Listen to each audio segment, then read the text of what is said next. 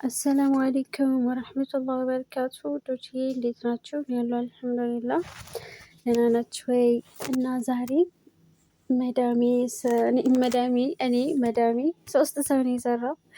በነገራችን ላይ ያው የዛ ሀገር ወንዶች ያግዛሉ አይደል? የሆነ ስራ ስትሰሩ እና የመዳሙን ባል እያገዘን ነበር። በሰዓቱ እንግዳ መጥተው ነበር እና ያው መተባበር ማለት ነው እና በጣም ፈጣን በፈለጋችሁት የሆነ እንግዳ መጥቶባችሁ ምን ልስራ ብላችሁ በአፋጣኝ የምታዘጋጁት ነገር ነው እና ይሄ ጣፋጭ በሉት።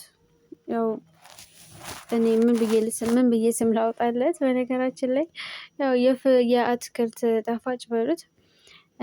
ያላችሁን ቤት ውስጥ እንደ ማንጎ፣ እንደ አፕል፣ ምንድነው አነብ ምናምን እነሱን ትቆራረጡና ይሄ ደግሞ ኑግ የሚመስል አለ። ጥቁር ነው ግን ውሃው ሲዘፈዘፍ እንትን ልክ እንደ ተልባ ይሆናል ማለት ነው እና ወተት ጋር አረገችና ትንሽ ሞቅ አረገችና ማይክሮፎን ውስጥ ከዛ አስቀመጠችው ማለት ነው።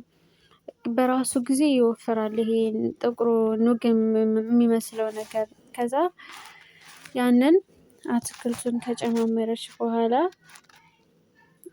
አትክልቱን ማንጎን፣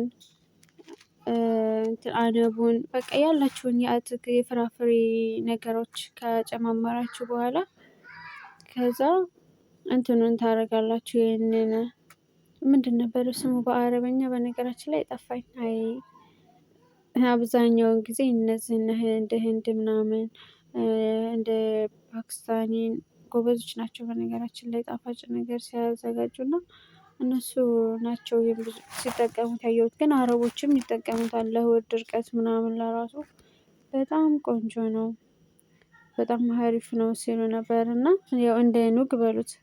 ከዛ በኋላ ብርጭቆ ውስጥ ከጨማመራችሁ በኋላ ካረጋችሁ ያው ይሄንንም በዚሁ በብርጭቆ ውስጥ ማድረግ ነው ማለት ነው። ከላይ ደግሞ ይሄ እንትን ለውዝ የሚመስል አለ የአረቦቹ ያንን ተፈጭቶ ነበረ